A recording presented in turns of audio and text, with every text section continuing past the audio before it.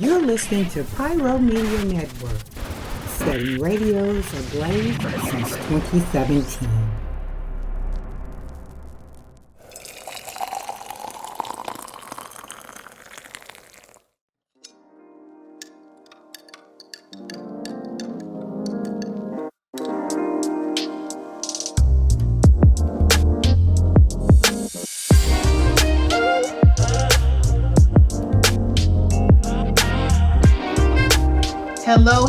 Hello, and welcome back to my podcast, Koffee with Kim, the podcast.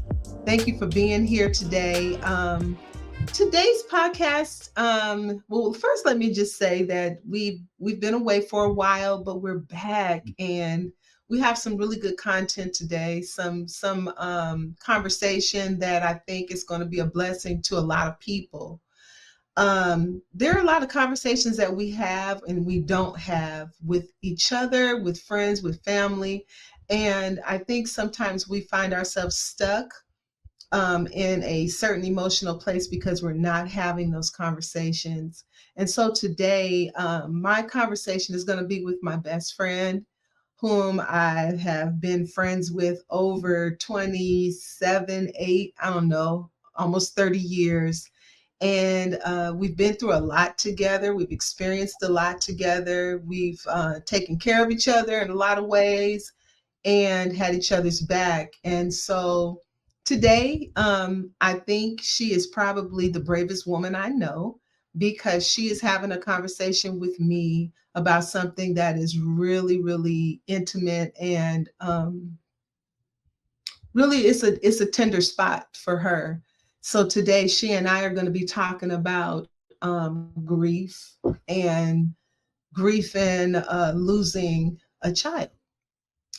And so before I go any further, I just want to say that the death of any child, regardless to the age, how it happened doesn't matter, is extremely overwhelming to parents. We can never be fully prepared to really receive something like that. We're not really equipped to understand how our child can go before us. It just doesn't seem like that's how nature would have it to be.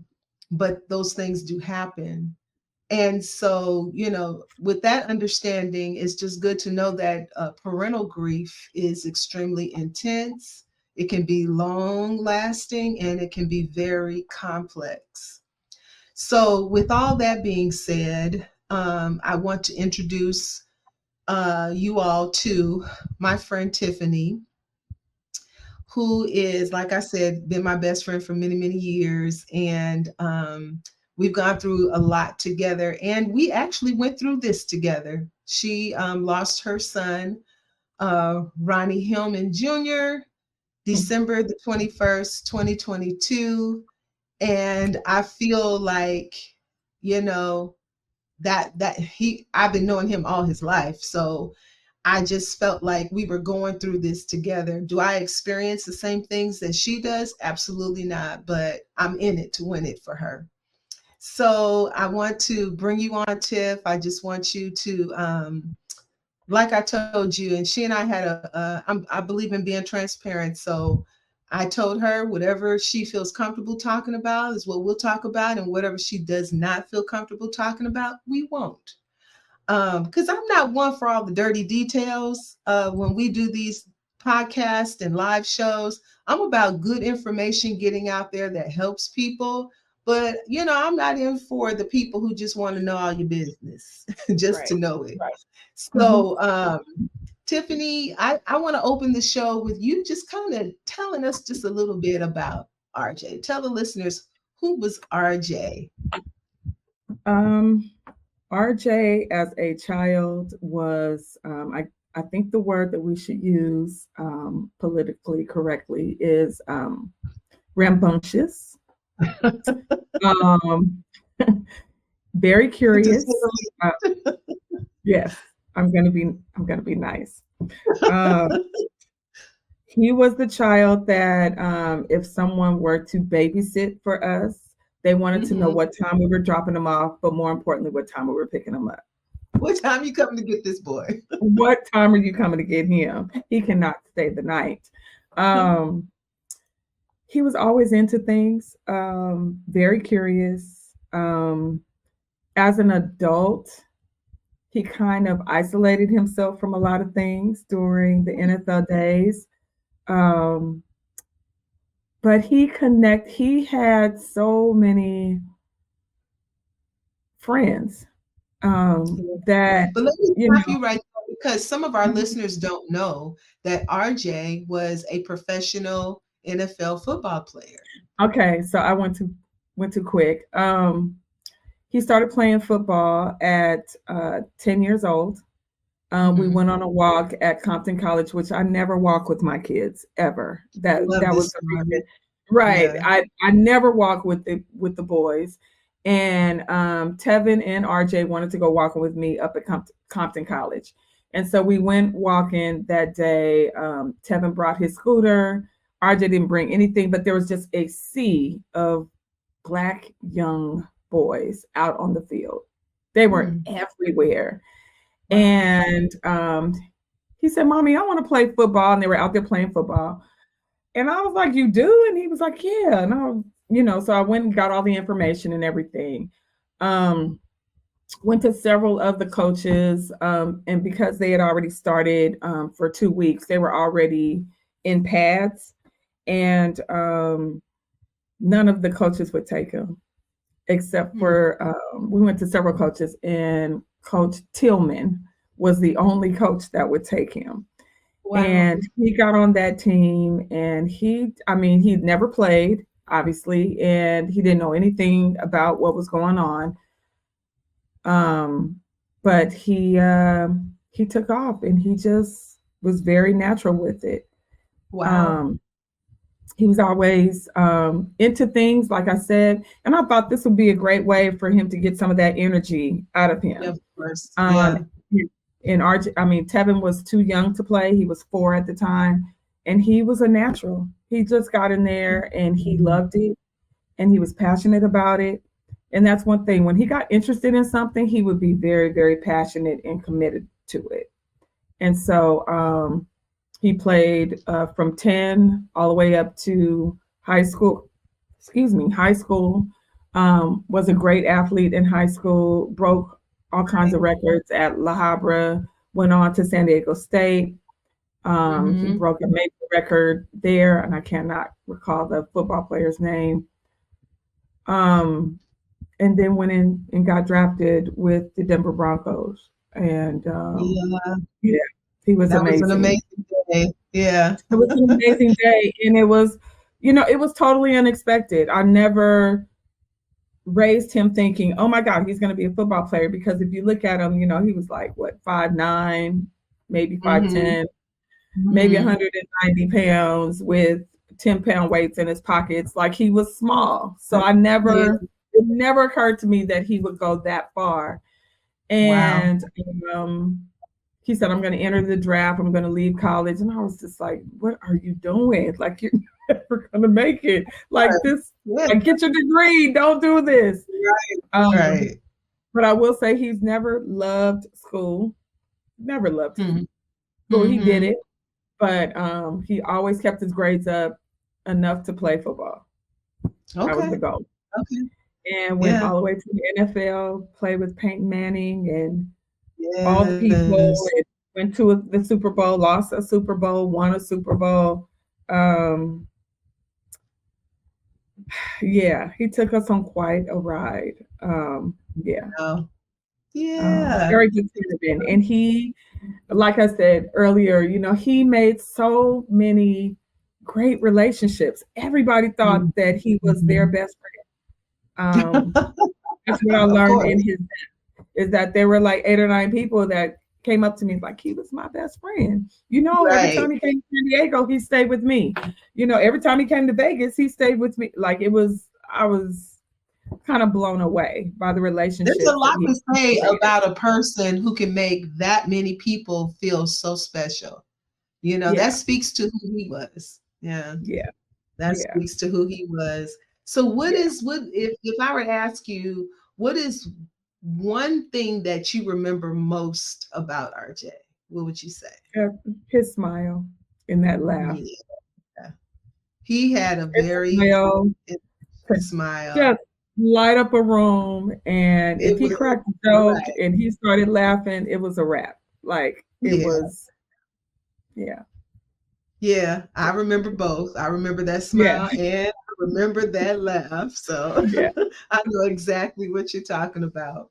Yeah. So let's kind of get into to some of these questions that I have for you, because I want us just to have a conversation, because I know for sure, Tiff, that there are other people out there who also have experienced the death of a child, an adult child, Yeah. unexpected, and very sudden. And even though RJ, um, his death, he succumbed to a very rare disease, cancer, and Renal medullary carcinoma. okay, I'm glad you remembered what it was, because I was gonna Yeah. have to look it up. That's a hard But one. Yeah. yeah, and so I don't think any of us knew what that was when he was first diagnosed, because I think they had diagnosed him with some other things prior to that. Yes, they But did. the hardest part, I think for just me as an auntie, if you Mm-hmm. will, was the fact that the doctors had no hope. They had nothing. There was no treatment, no cure, no anything. And I Nothing. think for a lot of us who were close to RJ, that was the hardest part, because to know him is to know that he was really one who would persevere. I Yeah. remember, now let me talk about what I remember. Mm-hmm. Along remembering him as a kid, because he and my son were close and they grew up together, and my daughter, Brea. Um, I remember RJ getting into a car accident and having to wear the halo contraption. I Yeah. remember seeing a picture of him doing pull-ups with the halo. I was like, Yeah.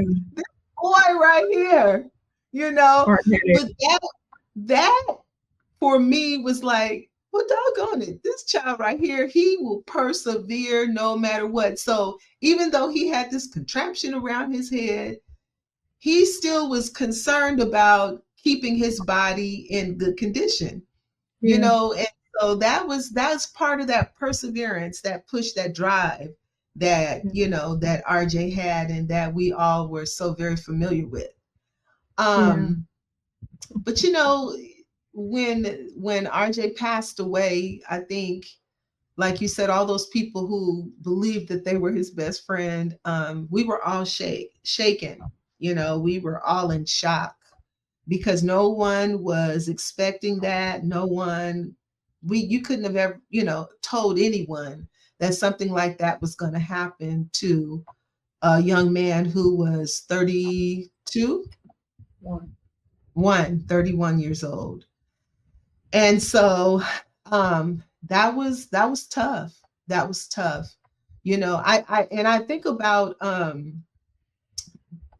grief, but I also think about how sometimes people discount grief, because there are people who discount the grief of a parent or a person based on their knowledge or their lack of knowledge, probably more so. I can remember the very first child that I gave birth to was born early, and I remember people saying to me, "Oh, that child died." And I remember people saying things to me like, well, at least you didn't get to know her. At least, all these at least. And I just, it just made you want to like punch somebody in the face, you know. Absolutely. And Absolutely. I was thinking about this whole thing about discounted grief, where people are so apt to say things like, well, we should be grateful that that person Mm-hmm. lived as long as they did. But what if I Yes. wanted them to live longer? How Right. about that? you About know, it. and I'm pretty sure that you have experienced that discounted, Absolutely. people discounting. I've had really close relatives say things like, well, you know, he's in a better place. Um, Mm, when I told another relative what actually what he had, mhm, before the real diagnosis, just the places where the cancer was located. mhm. Oh my God, that's a death sentence. Oh, And when I tell you, words just ring in my head because I live in my head anyway. Um, I had so many sleepless nights, because of some of the things that people said. Someone told me after the funeral how cute my dress was. Um, and I understand, I've come to understand through this mhm, process that people don't mhm. know what to say. And Right. so I kind of had to weigh it on, okay, is this a relative that I could do without? Do I want to keep them around? Is Mm, this mm. relationship worth holding on to? Can I let it go, get over it? Or is this someone that I don't need that in my life? Mm, Um, and then I just had to make decisions. And some of those people, they're still in my life. And I don't think I didn't share it with them because I didn't want to just bring it up again um, and then the people that I let go, I just let them go. yeah. I just let it Yeah. go. And I think those are decisions that people have to make in their life in order to stay mentally and emotionally healthy. Yeah. And I also think that we're not responsible for educating people on what to say and what not to say and how to be And I appropriate. cannot. Yeah, I But didn't have the time we're or the not. bandwidth to do it. Yeah. No, can't do it. Exactly, exactly. And people don't understand that. And I think people really think that they are doing, folks who are grieving and going through grief because the loss of a loved one, especially your child. I think they believe that they're doing you a service of, I think they think that those are comforting words, but they are not. They are not comforting words, No. and not even if it's your child. I mean, honestly speaking, like my mother-in-law, she was 93 years old when she died, lived with Hmm. me for the last 10 years of her life. And I think the first time somebody said to me, well, she's in a better place now. And I just was like, what? As if I didn't know that. Okay. Right. Because I That always part. felt like anybody was going to heaven, Granny was. Right. However, I need to hear that at that time. Absolutely not. Absolutely. And I don't care that she was 93 when she passed away. Of course, did I want her to go on suffering and all of that? Of course I didn't. But that part of me, that human part of me wanted her to still be there, and that's the part I think people discount when they start offering those antidotes of deal Yeah. with your grief, and Agreed. so Yeah. yeah. So it's unfortunate that we as people have to or deal with things like that, words like that. But it's also unfortunate that people continue to say things like that. Yeah. I think it's very unfortunate. So, Agreed.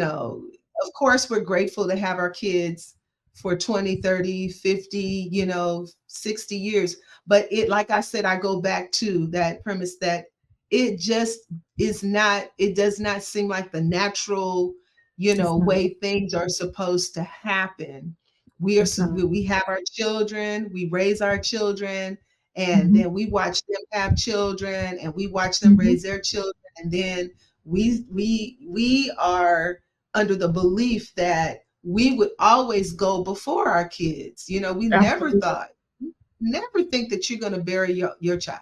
You just don't. Absolutely not. No. So that is one of the most unfortunate things that I think happens to people who are dealing with grief, you know. So I kind of want to talk about grief itself. And we know what that standard definition of grief, you know, grief and loss, they are, the stages are, you know, denial, you know, shock. Then we go through periods of anger, you know, feeling frustrated, the bargaining part, you know, feeling like we can negotiate, make a deal, you know, concerning the loss. You know, then there's like a depression type period, you know, where we're just really super sad and in a lot of despair. And then, you know, somewhere, somehow, at some point in our life, we move into acceptance, which is, and this whole process, honestly, all these stages, and there are more, but I think most people are most familiar with these. I think that acceptance part comes like much later, because even with the denial, the anger, the bargaining, the depression, all of that, it cycles back and forth. It does not happen in this perfect order. And then you may experience denial in the very beginning, which most people do. We just can't believe it. You know, and sometimes we are in denial for years, for a long period of time.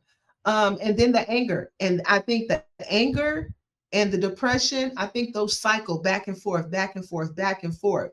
So to say that, okay, you were angry, you're depressed now, you're moving on, you should be accepting. And even if I think, even when we think we have accepted, we may cycle back through. Something may happen. Someone may say something. We may see something, hear something, smell something, you know, that will remind us of that loved one that we lost. And then we may get angry again, or we may have some sadness or despair. So we know that, and we understand that. So I guess my question to you in regards to that is, how do you manage your journey? Because grief is a journey. It's a journey. How are you managing your grief? I manage it with a grief therapist that I see once a week. And actually, I've been through 2 so far. And I'm going to be on my 3rd. I'm trying to get that together right now. But I have been without a grief therapist for maybe like a month now. But I've been in grief therapy most of the time. And then I also have a grief group that I'm with, Compassionate Friends in Oakland. They're all over the country. They're everywhere. They even had a big meeting. I think it was the week after Essence Fest. It was in New Orleans. Yeah, they had a big convention. They did. And they do every year, and it's someplace every year. So I said next year maybe I'll be able to go. Yeah. But Compassionate Friends meets once a month, second Tuesday of every month. And I've cultivated friends, and it's only parents that have lost children. That's it. Wow. No sisters, no siblings, no brothers, no nothing. Just parents that have lost children. And maybe every once in a while a sibling will come with their parents. But we all have all of that in common. My workout group has been an amazing source of healing. I love to dance. And so there's 2 classes a week where it's nothing but dance. That's all I've been doing. I just started lifting weights again, probably about 3 months ago. I picked up boxing, and so staying around positive people, doing things that brings me joy every single day. I have to do something to make myself laugh or just bring me joy, period. And just staying around positive people. Anything negative, anything sad, anything, I can't. This year, I dubbed the year of outside. So I'm just outside. Like Okay. whatever comes up, I'm outside. I don't Yeah. care if it's sitting at the beach. I don't care if it's looking at water. I don't care if it's running around with my grandson. It's got to be outside. Can't be locked in the house this year. Okay. I'm talking to Why you do you think that is? Why do you think that is? Why do you think you need to be outside? because that first year I couldn't face the world. Gotcha. That first year of grief, I could not face the world. I had to stay home. Mhm. Anything that anybody said, it would just send me, and I couldn't. The sun kept coming up, and I could Yeah. not deal with it. I Yeah. couldn't deal with it. Last Yeah. year, I slept. 2023, I have no idea what happened in 2023. No idea. Wow. No clue. I was not here. So, yeah. And people don't understand all of that people go through when they lose. And it's not just loved ones, but when you lose your child, that person that Yeah. you're raising and cultivating and grooming that person to become this person that is a good person in the world. And you have all these hopes and dreams and visions for that, for that child who is now a grown person. And one of the beautiful things is that, you said this to me, you were so happy that RJ got to live his dream. He got to live his dreams. And that was always my prayer for my sons, just to live your dreams. And he did. That gives me the most satisfaction is that he really lived his dream. Like he got in here, he did his thing. Because if we were honest, the car accident, that should have been it. The year before, when he had that accident and he broke his neck in 2 places, that should have been it. He told me the story about the angels and his mom, and I'm sorry, his grandmother and his dad. And like this, his father had passed on prior to him. Yes. So, and he was telling me that they were protecting him and he could see them and he knew that they were there. Like it was really deep. And I was like, boy, you're 30 years old and you get to find out who your real friends are. Like this is a gift.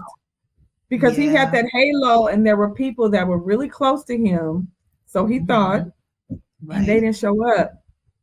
But the people that he thought didn't have him, they were right there. There. Wow. And I'm like, what a beautiful lesson to get at 30, son. Like you get to see who's on your team right now. I was like, if I had that gift at 30, that would have been awesome. Yeah, we did not have that. We didn't have that knowledge, because it's true what you're saying. You really figure out or come to understand who is really in your corner, who is really on your side in adversity. Yes. And he got that lesson. He really, like we talked and he was like, Mom, I'm so grateful. Now I know. Like now I know the people that I thought were my people. He's like, they did not show up at all, Mom. He's like, they'll never have access to me again like that. Wow. Never. You know what? And I'm like, hold that. We're going to come back to that. We're going to go to a commercial break. And then when we come back, we're gonna get back into that, people and friends and that type of thing. So we'll be right back.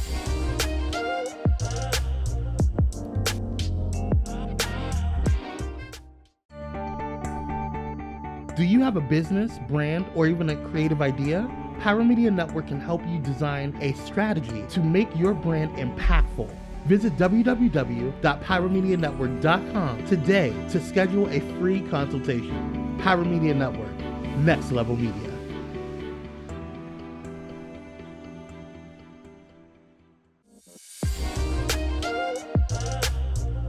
So we were talking about, finding out who our real friends are people who really have our back during times of adversity. I know that RJ really got a good snapshot of that when he had that accident.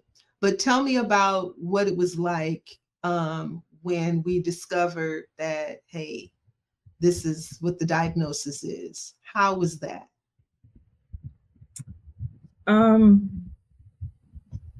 Difficult, jarring, an out-of-body experience. Right. Because when they started talking about where the cancer was in the first diagnosis, it was like, an old man, 67 years old. This was what they got. It wasn't until September, October. I think it was late September, early October that we actually got the correct diagnosis. Mm-hmm. And it was African American men with a sickle cell trait. Yes. Less than 1%. This is 1% of the cancers. And it's a cancer that hasn't really been studied because it's 1%. 1%. 1%. And it just happened to fit like all the things. Very active male. And it was, an overexertion of exercising. The sickle cell trait. It was just like all the perfect storm. And I'm like, he is the perfect specimen of a man. How do you get cancer in 3 different spots? And the thing is that you don't know you're not in pain until it's already spread. Yes. And so I it's think already spread. When you were sharing different things during that time, it was like he was okay and then he wasn't. Right. And he went to the doctor and they did see a small spot on his back. But, and we want to discount it because, oh my God, they didn't look at it because he's Black, blah, blah, blah. I get it. Right. But when you got an ex-NFL player in the perfect, like he's all his numbers are great. Who's looking at that little spot? It could be anything. And so they didn't look into it because he's the perfect specimen. Boy, go home, take some Tylenol. Right. It's okay. Right. And again, he would have something go on and then it would go away. And then something else, and then it would go away. But he did check it out. That was the most that was the rewarding part, is that, okay, he did go, he did have all the tests done, and nobody found anything. And the doctor did mention the spot on his back, but he said, I don't really think it's anything. And I don't know if they would have found something if he did look at, I don't know. But by the time we got the real true diagnosis, it had already spread to 3 organs. There was nothing we could do, but it was surreal. Yeah. It was very, very surreal. And just to see my child, I thought he was small already, but just to whittle away. Wow. And get smaller and smaller. Right. And then he started looking like his dad before he passed. And that, all I could do was have compassion. What do you want me to cook? I don't know what to do. But it was just a whole lot of just managing. I won't even say hour to hour, because it was mostly, no, I won't say day by day, but it was hour to hour. What do you need? What do you want? What do you, whatever it was. Yeah, it was. It was a lot. And he had a lot of ideas about doing some alternative medicines and eating, mushrooms and, with the whole, I'm not eating no meat kind of thing. And we were trying to talk him into eating more calories. Right. And, The oncologists are like, this is not the time to go on a diet, bruh. Yeah, yeah. But again,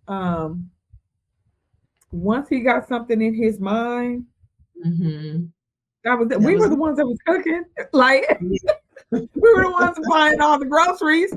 But when I tell you he was running the show, yeah. Once he gets his mind set on something, it's a wrap. There's nothing now like that. He was just like his dad. Once you get them Hillmans on the mic, you can let it go. Just go on and watch him and be here when he gets back. Like, there's nothing you can do. Nothing you can do about that. Nothing. He was like, how come this mushroom don't taste like fried chicken? Because it's not fried chicken. Right.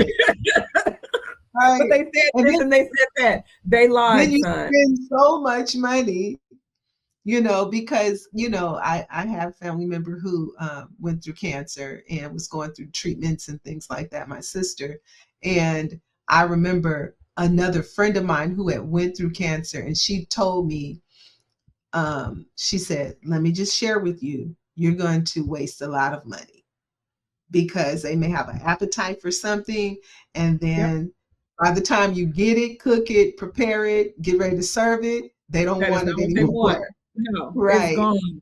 Yeah. It doesn't have the same appeal, or the smell may make them feel nauseated, or, just a lot of different things. So yeah, I get that. Let me ask you this question, Tiff.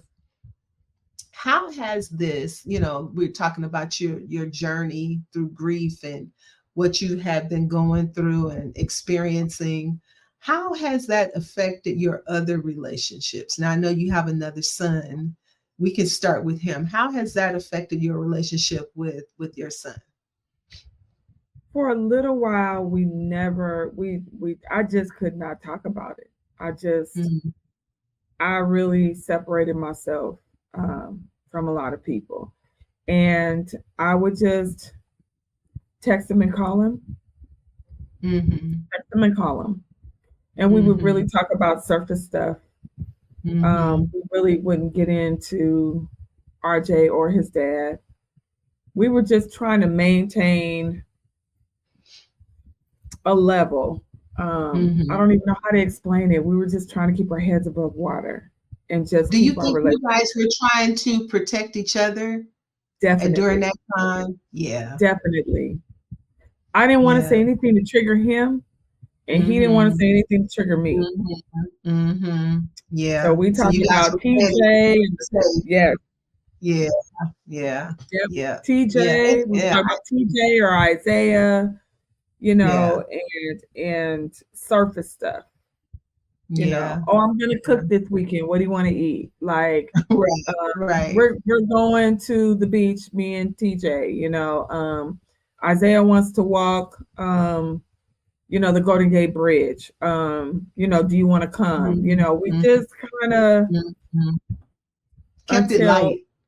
Had to, because I always felt like I was walking on eggshells just for me, not anybody else. If I saw a lightning bolt, if I saw the number 13, if I saw the number 23, like it was just, I was counting the days since he'd been gone. Like it was rough. It was insanity. Like, RJ's been gone 275 days. It was, that 2023, I don't even know what happened. It was a blur.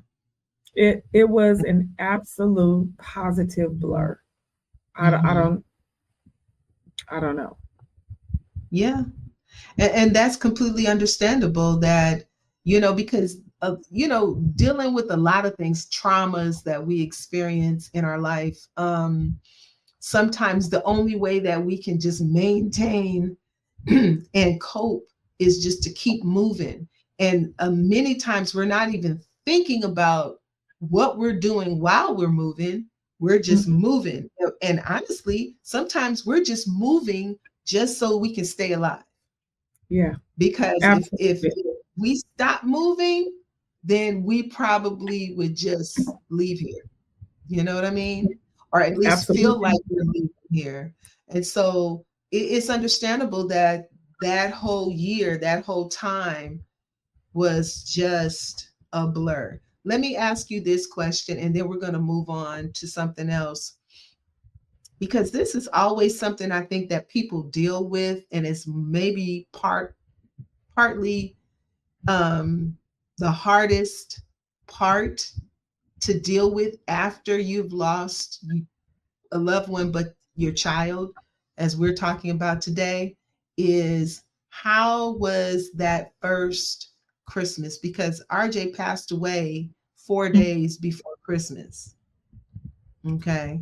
And so I know that that first Christmas, or that Christmas after he passed away, you guys were just moving through the day, moving through. How was it after a whole year had passed and now we're approaching December? I'm sure even just approaching the month of December was very triggering. But did you do anything different? Because sometimes people, when they lose people, especially around monumental like holidays and things like that, they try to do something different. They try not to do the same things that they were doing with that particular loved one. They try to start, new traditions with family and friends and whatnot. How was that first time back? I love the holidays. Let me say that. Mm-hmm. It's my favorite time of year. I have at least 4 or 5 trees. Period. Right. And last year, I think I might have had 2. One in the front window, which is normally all the ornaments that are from the kids growing up. Terrell, RJ, and Tevin, they all have their little family tree. with their ornaments all at the top. And it was a little triggering, a lot of triggering. But I was really determined to get that tree up. Really determined. So I did get that one up. And then I have my Tiffany tree in the kitchen. And I didn't even really put a lot of anything into it because I just didn't have it last year. And I decorated the tree all the way up. And then at the top where all of the significant ornaments are, I think I might have put up one for each of the kids and one for TJ and one for Isaiah. And that was it. It didn't have all the stuff that it normally had on it. I just could not bear to look at it. I couldn't bear to look at it. So I never really finished it. I did it, but I didn't finish it. So it was it's probably fair to say that you were doing the best you could. I did the absolute best I could by just getting the tree up and in the window. And I remember it took a minute to do that, right? It did. And then it took a minute before you started putting the ornaments on the tree. It took me like 2 weeks to get the tree done. And even like right after he passed, because I had that tree up, I had my tree up. That year, 2023, I didn't take the tree down till February. Wow. Just could not bear to take it down. Because when I was setting up the tree, he FaceTimed me and we were talking. And he was talking about the ornaments. Oh, I remember that one, and I remember this one and that one. And for me to take it down, I remembered the whole conversation where I was sitting on the couch and I was showing him the tree, and we were having this whole conversation about all the ornaments. And so I couldn't take it down. Wow. I struggled with taking it down.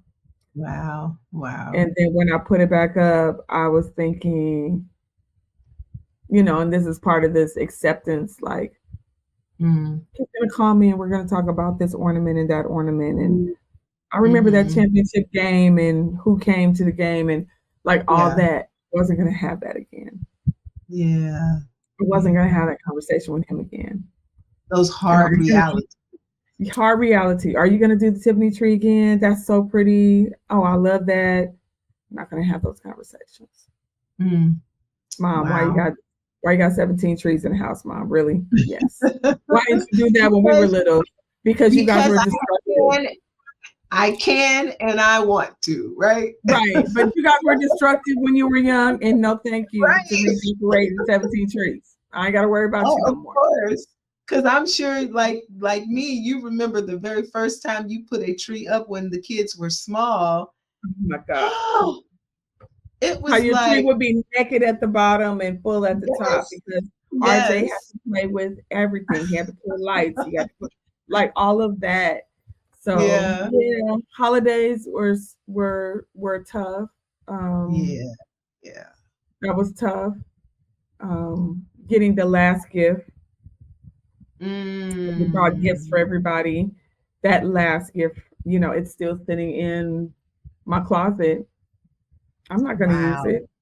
I'm not going to do anything with it. Yeah. But I will say that I will be placing it under my tree every year. I'll just put it under the tree. And I like that. That's his last gift to me. I'm never going to use it. Totally insulted by it, but never going to use it.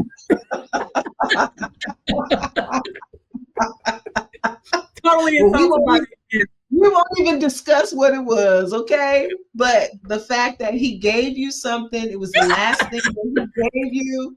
And so it will be your forever gift from RJ. It will be my forever gift underneath the tree every year because I will never use it. I love that. I absolutely love that. You're always the one to think outside the box. Just a little funny tidbit. I just remember being so impressed with you one time when you told me that you had taken the door off the hinges.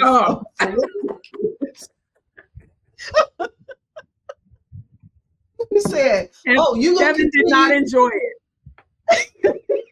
You're Kevin did not enjoy it. Continue to do that? Well, then you don't need a door. And honestly, when you were telling me, I was in my mind saying, wow, that is so ingenious. I never thought to take the freaking door off the hinges.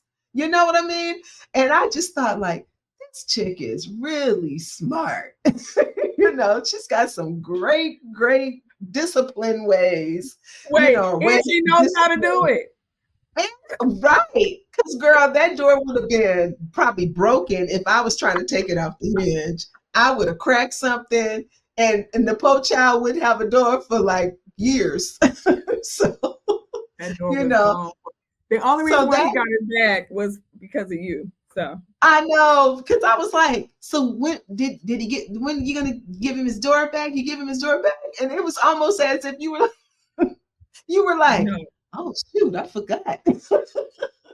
I love it. He had forgotten all about the fact that I'm sure he learned how to get dressed in the corner and do certain things. He had this little space. It might have been 18 inches. He was over in that corner all the time. You never saw that child, but he was in that room. I love it. He was in that room. I love it. But yes. So I want to move to a couple more just topics I want to discuss, and then we're going to go ahead and go.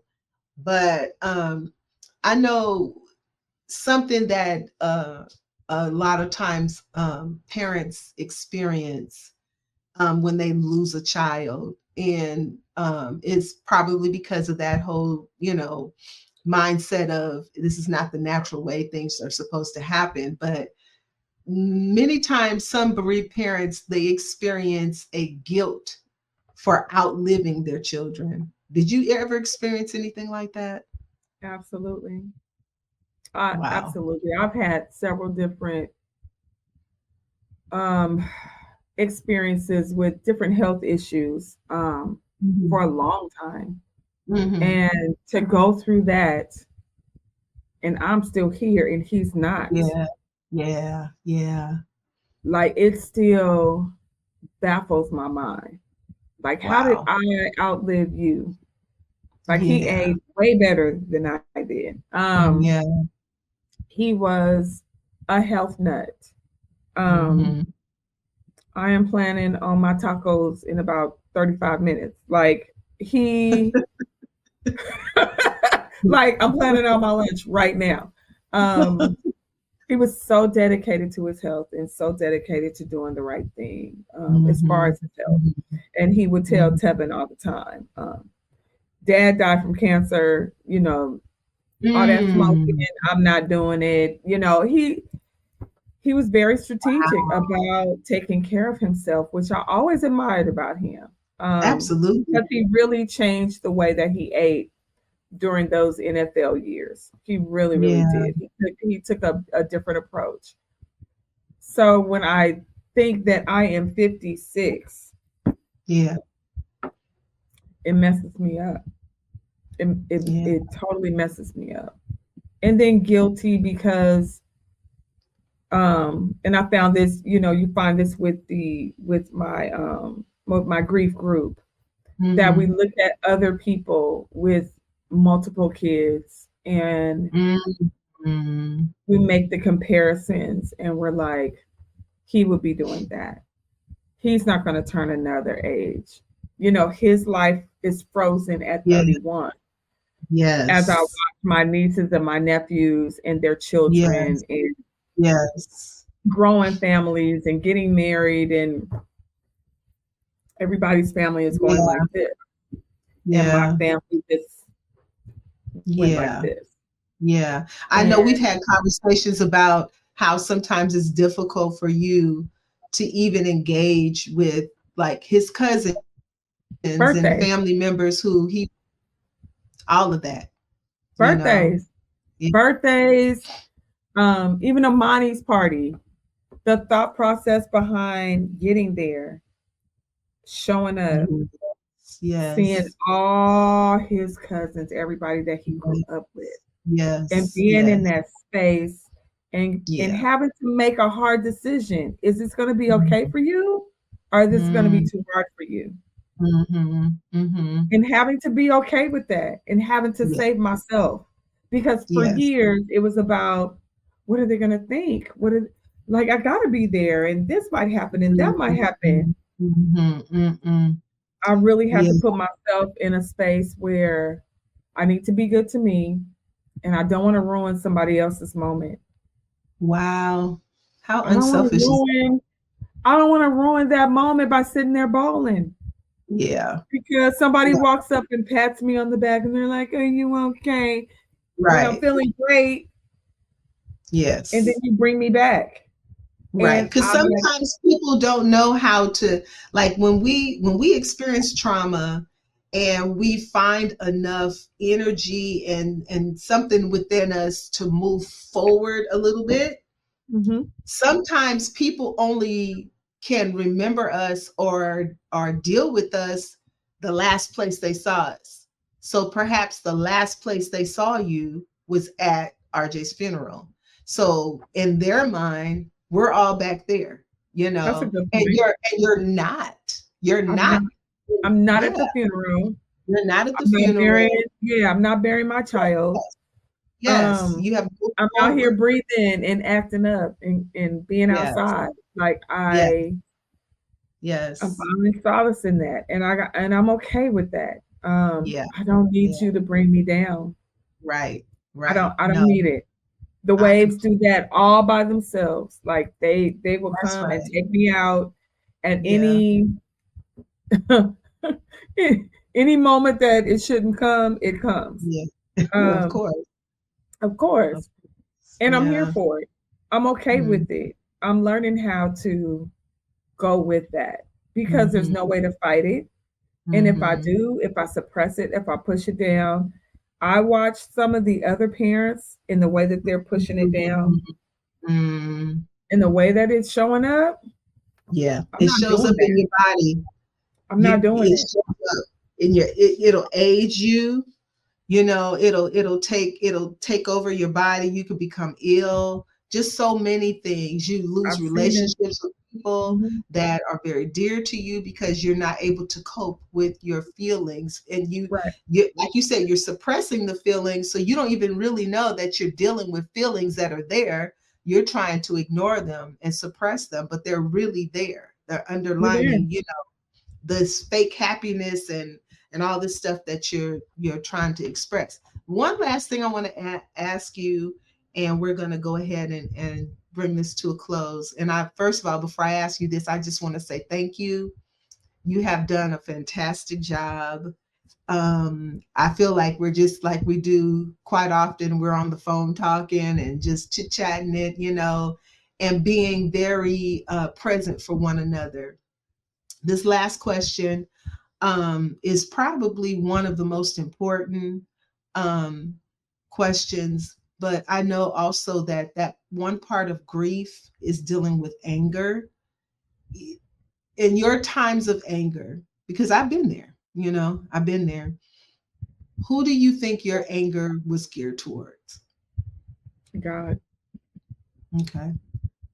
And I was hoping you would be honest, because sometimes people get real religious, you know, and they pretend like they're not mad with God about certain things like this. But the reality of it is that we do get mad at God. And guess what? He knows that. So to pretend like you didn't, you know, is really foolishness, because he already knows. You know, and he already expects it. And I think that's part of the healing process, is not just healing with all the loss and the grief and the emotion that you're feeling, but also healing your relationship with God. Yeah. Yeah. Absolutely. So thank you. Thank you for being honest about that. And like I said, thank you, Tiffany, for doing this show. I remember telling you some months ago, hey, I want to do a show on grief, dealing with grief as a parent, losing their child. But I don't want you to do this until you are absolutely ready. And you approached me about, let's do it. Let's get it done, you know? And so I so appreciate you. I love you. You know, I think we are doomed to be best friends forever, because we know where all the dead bodies are buried. I know it all. We know, girl. We know it all. And so those are your safest friends. All. Yes, we do. Those are your safest friends, because you know it all about me and I know it all about you. So thank you. I love you. Is there anything you want to say before we get off? Any words of comfort you want to offer? Maybe another mom who has lost her child? To another mom that has lost their child, I'm so sorry.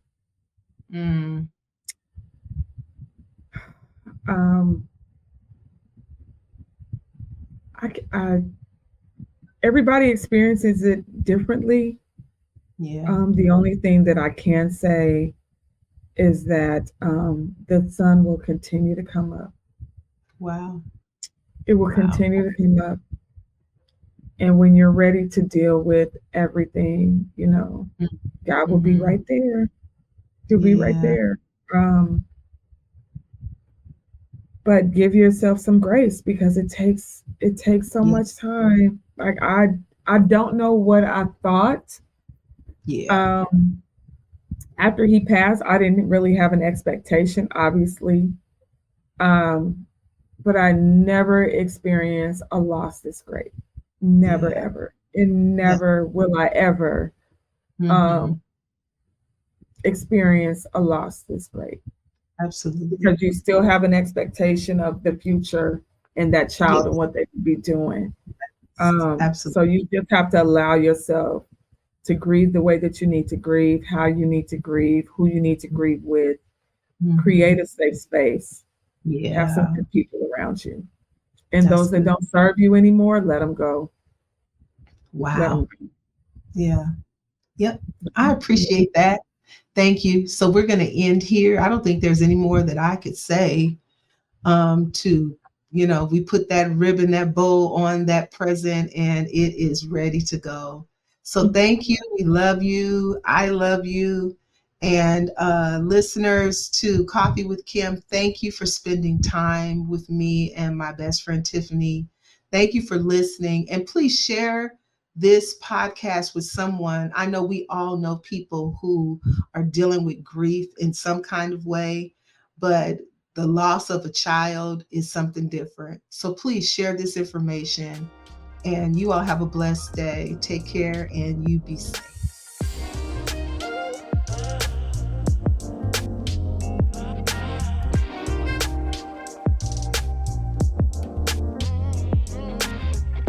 This episode is brought to you by Pyro Media Network, produced by Pyro Media Productions, setting brands ablaze since 2017. Thank you for listening.